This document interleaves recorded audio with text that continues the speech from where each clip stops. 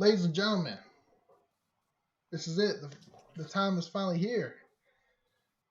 Welcome to a Panthers podcast. It's called the Donnie and Anthony Show. Hey, look, we just want to give everyone a little introduction about us, a love for the Panthers, where we're from, how we became Panthers fan, and how long we've been, and everything in between. You'll meet us all. So, of course, as you see on your left side of the screen, Mr. Donnie, Brian, and hey, I'll be your host with the most, Anthony Fan. The GOAT. Hey, Anthony I've been Fan, called the many GOAT. things. The GOAT is not one of them. So, but hey, we started this podcast because why? We're Carolina Panthers fans. Die hard Carolina Panthers fans. Nothing before, nothing after. Always been. At least since '96, right? So hey, we want to introduce ourselves.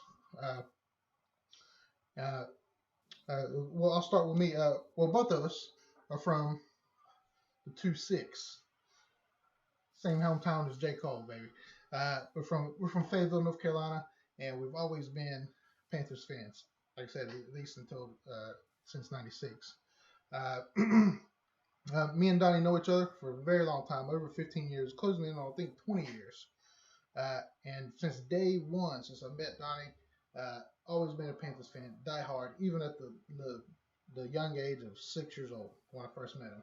6, 7, right, Donnie? Somewhere around there. Yeah, I was rocking those Nike zip-up shoes, man. That's right. Front yard. So we've always wanted to get in a podcast or sports or something. We both love sports. We both played sports. Both come from sports. And we always, I said, Donnie, what are we both passionate about? Carolina Panthers. I said, let's do it. All Carolina Panthers podcast. There's other Carolina Panthers podcasts out there. So shout out to all them. We wanted to just follow in their footsteps. One of the big ones is Keep Pounding TV, the big cat. Shout out to him. He's one of the big guys out there. So hey, inspiration goes out to him.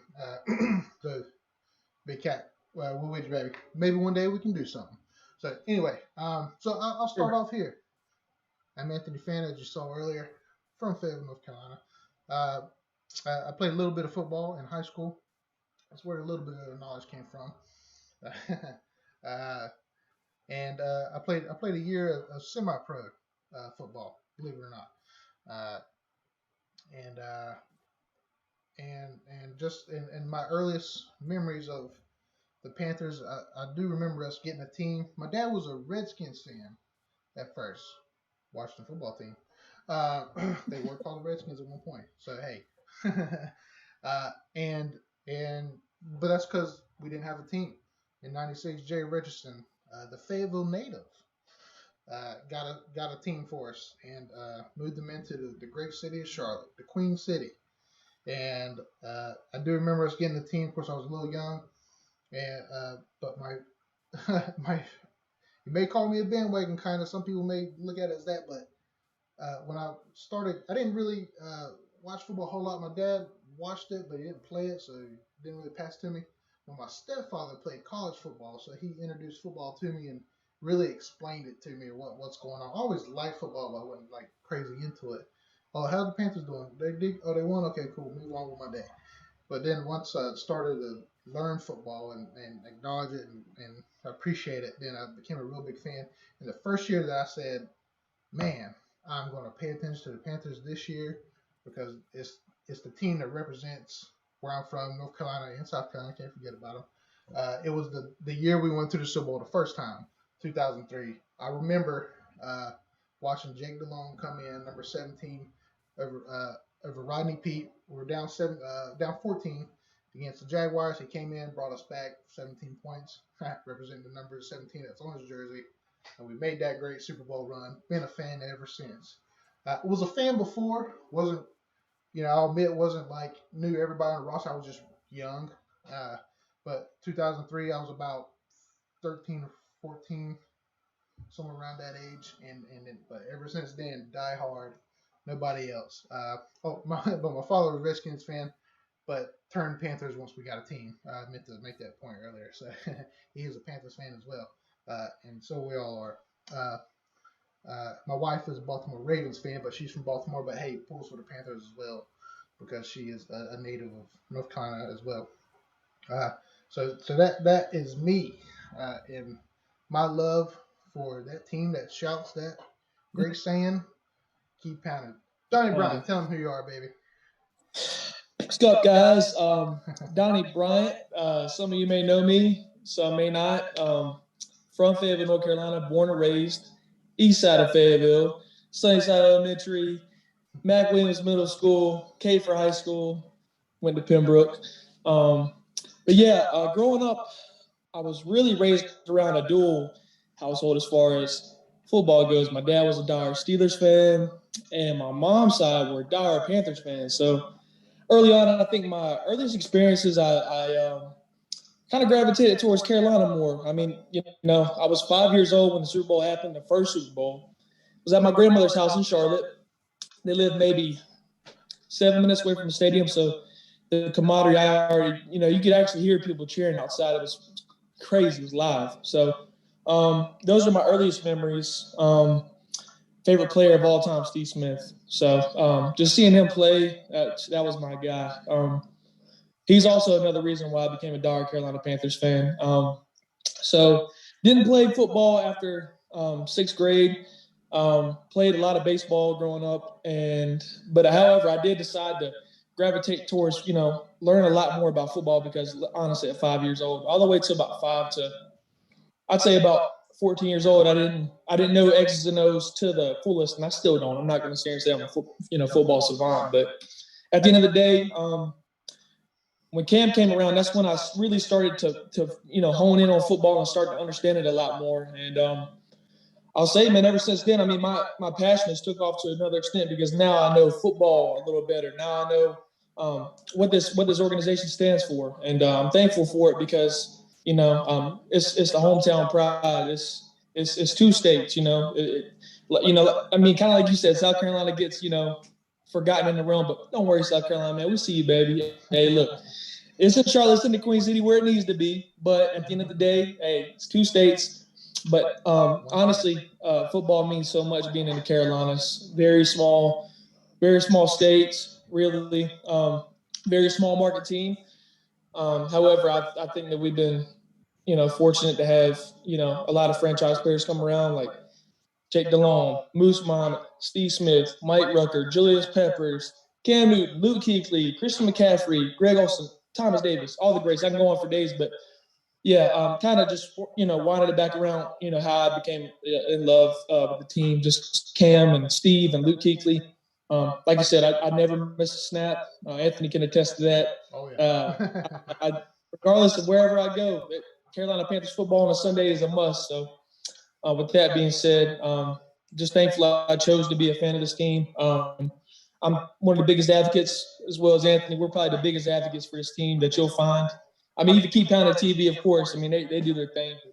As far as on this side of the state, we're holding it down. So yeah, man, Anthony came up with a great idea that we should put together this podcast, and asked me, would I love to tag on? I'd love to. So major shout out goes to Anthony. This is really his idea. He's got the whole setup going. I'm just here and I'm happy to tag along, man. So, and like I said, Anthony's my guy, brother.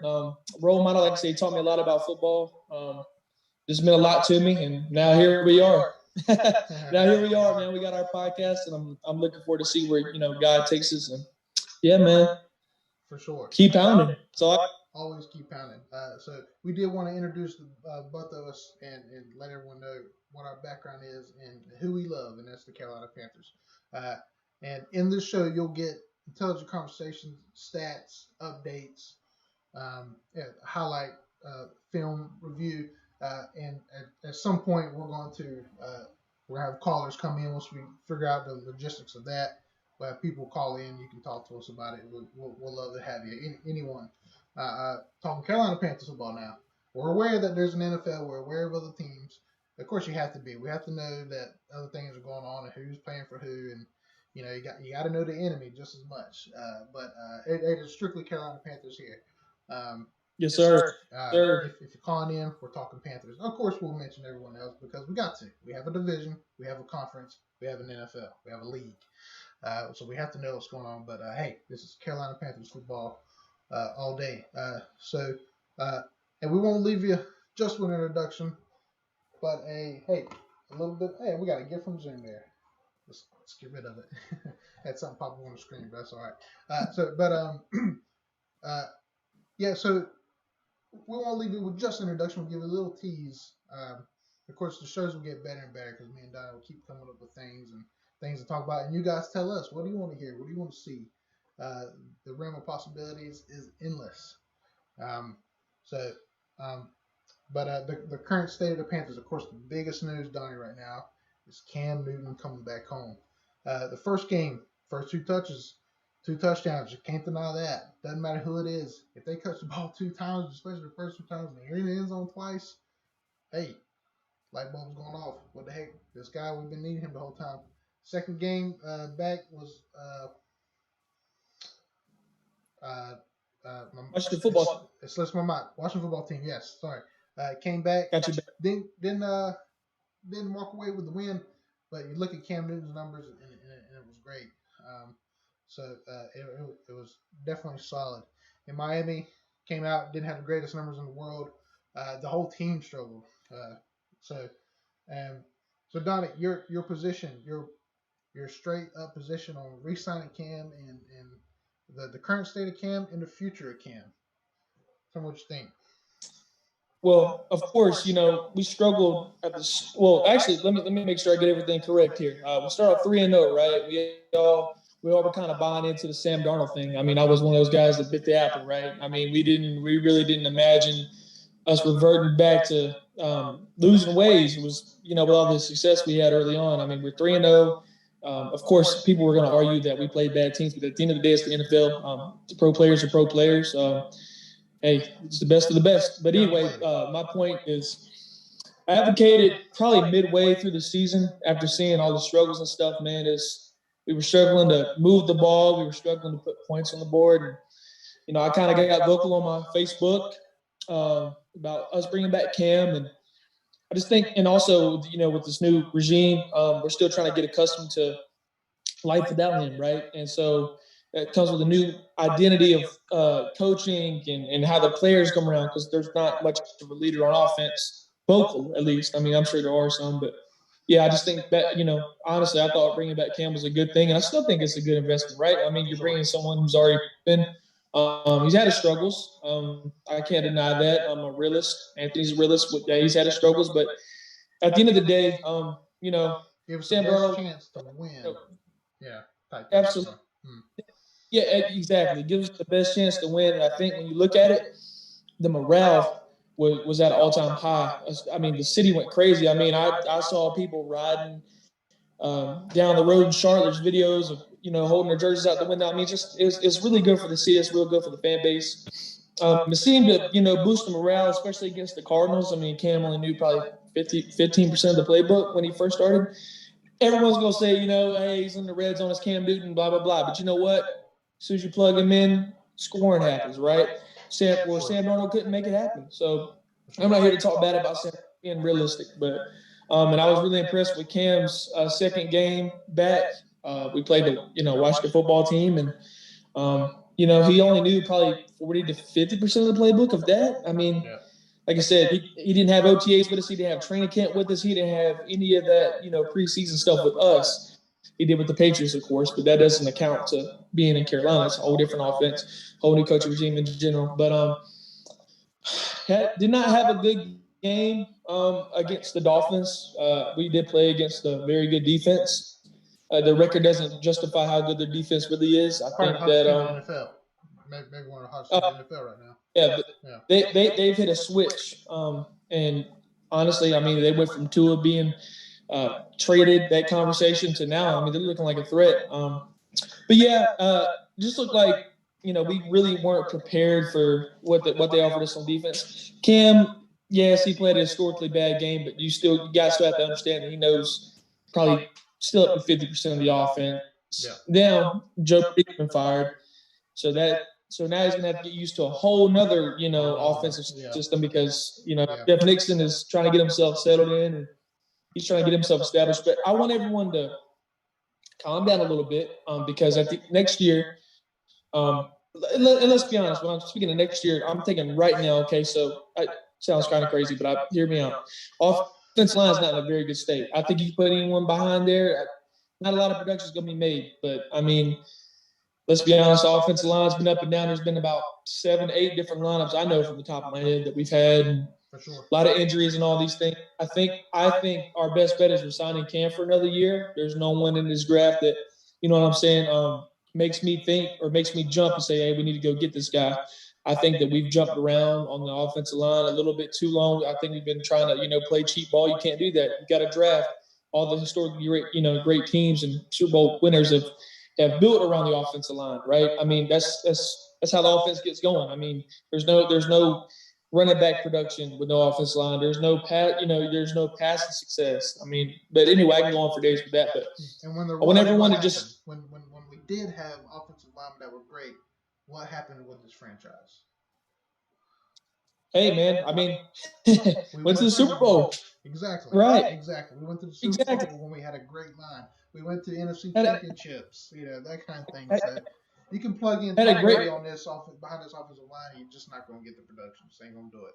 well, absolutely. And you see what's going on with Russell Wilson in Seattle. I mean, they've kind of done, what we did to Cam early on. That's not me taking a shot at our organization. I'm just saying we haven't, surrounded our franchise quarterback, with the right protection, and we expect them to stay healthy. But at the end of the day, I think this year, the current state of this team is going to be, predicated on how successful we can be by protecting the quarterback and, to open up not only the running game, but the passing game and all that. I mean, hopefully under this new offensive coordinator's philosophy, man, we can get the ball rolling. We can move the ball. We're not struggling. Hopefully we don't struggle. We've seen a lot of it. Current state, I want everyone to calm down a little bit. There still is a chance for us to make the playoffs. Sounds far-fetched. Hey, let's ride it out. We're not. Anytime there's a chance, you should hope for Yeah, it. Yeah. not playing good ball. If you want an honest assessment, I mean, this year has been pretty bad. But at the end of the day, there's still some games left for us to kind of get our identity going and trying to put it all together. But I think at the end of the day, though, the season has turned out to be kind of up and down. I think there's a lot to look forward to. We have a lot of young pieces that we can build off of. But I think next year, if we're doing anything, we need to address that offensive line and just going from there. So there's a lot to look forward to. Things are tough right now. Anthony and I can attest. There's been many days where we called each other frustrated. For sure.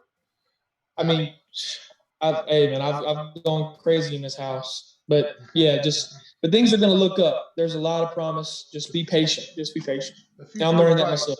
The future is bright in Carolina, and let me make a couple of points here. With this podcast, you're going to get. Look, me and Donnie are realists. When the Panthers are bad, they're doing bad. When they're doing good, hey, they're doing good. We're not gonna.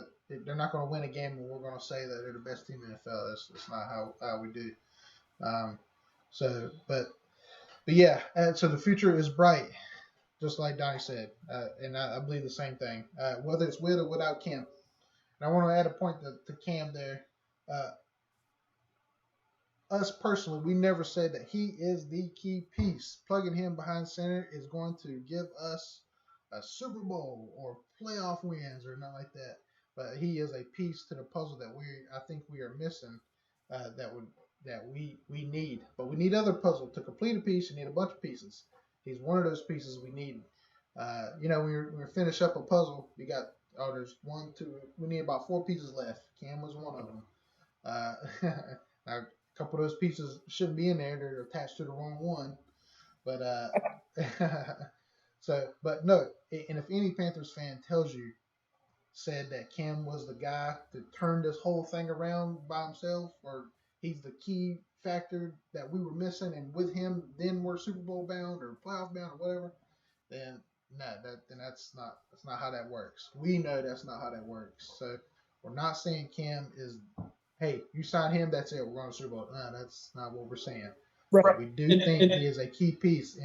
And me and Donnie, we went to earlier in this year, we went to the Philadelphia Eagles game. Everybody remember how that turned out, the turnaround there. And man, now it is the Eagles and they travel well, but that stadium was full of green like I've never seen it before from the away team. The Vikings did the same thing the week after, but we were there in person.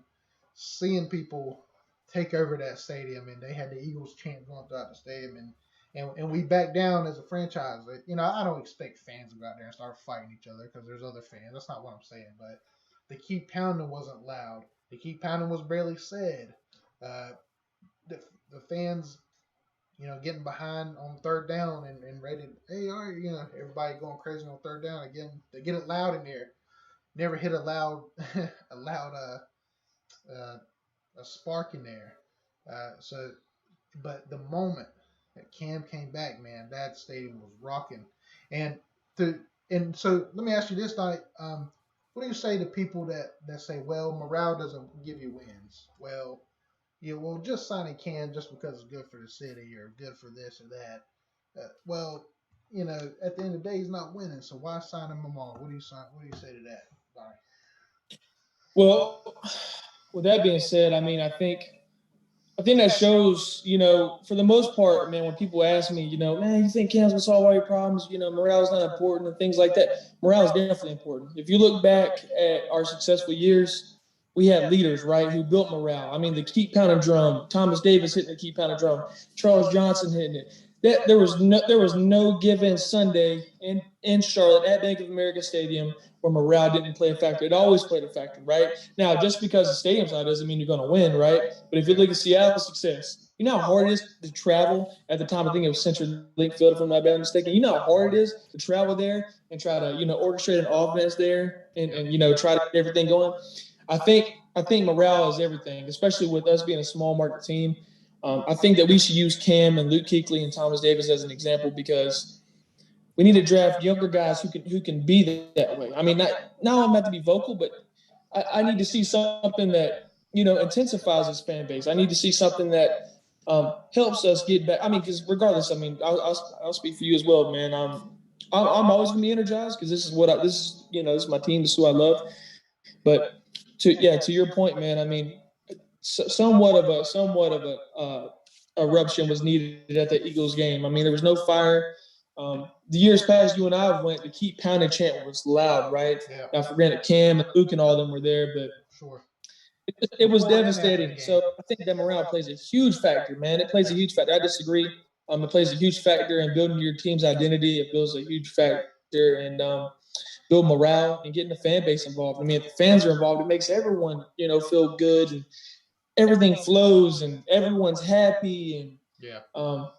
it's the National Football League, right? You're not going to win every game, likely. I mean, I think only one team's done. I think it was the Dolphins, right? Or I forgot how it turned out.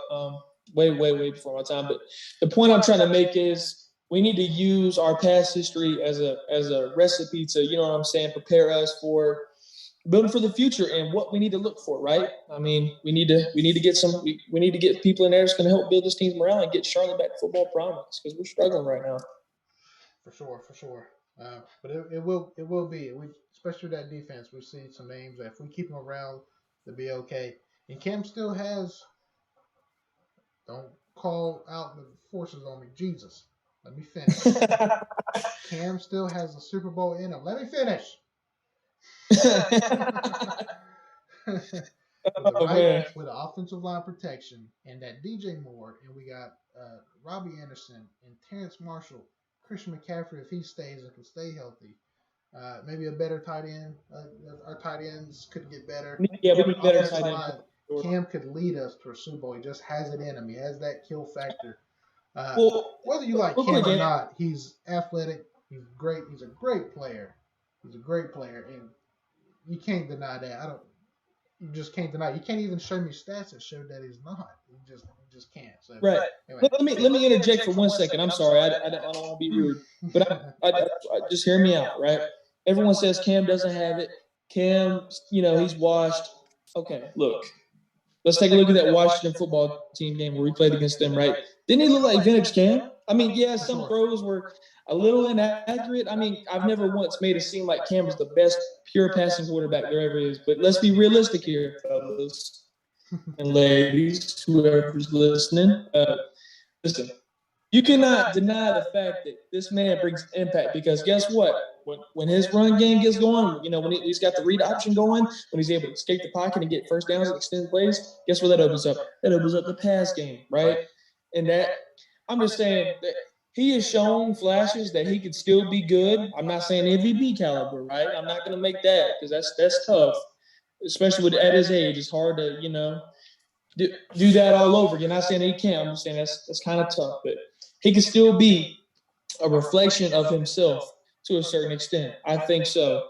I think impact just impact this offense. Like I said, but like Anthony was saying, we just got to build around and have a young defense to build around and get offensive line and let's give it a shot. Sign him again for another year. I mean, let's do it. For sure. So we'd love to see a ring on his finger on everybody. We'd love to see a trophy in the city of Charlotte, in the state of North and South Carolina. Came twice, man. Came close twice. We came close. You can't deny that. So, but hey, look, we just want to introduce ourselves, like I said, who we are, where we come from, what we're passionate about. Look, we love where we're from. We are proud North Carolinians. We are proud Panther fans. You see it on the shirt. You see it on this hat. You see it behind me. You see it on your screen. Carolina Panthers. Look, the Donnie and Anthony show. We're coming this year, baby. 2022. We're gonna take over the Donnie and Anthony show. Hey, you can already start following us on Instagram and on Twitter. Don Ant Show. @ DonAntShow. Instagram and Twitter. More to come. Hey, we might even have TikToks. Who knows? But right now, Instagram and Twitter, you'll find us on there. Don Ant Show. DonAntShow. We're coming 2022, baby. Hey, we're Panthers fans. We're proud of it till the day we die. And we go live in that Carolina Panther blue sky, baby. So, hey, Donnie, I'm looking forward to it, man. It's going to be a good podcast and a good time. Keep pounding, my friend. Absolutely, man. Keep pounding. Let's go. Let's do this. God bless y'all.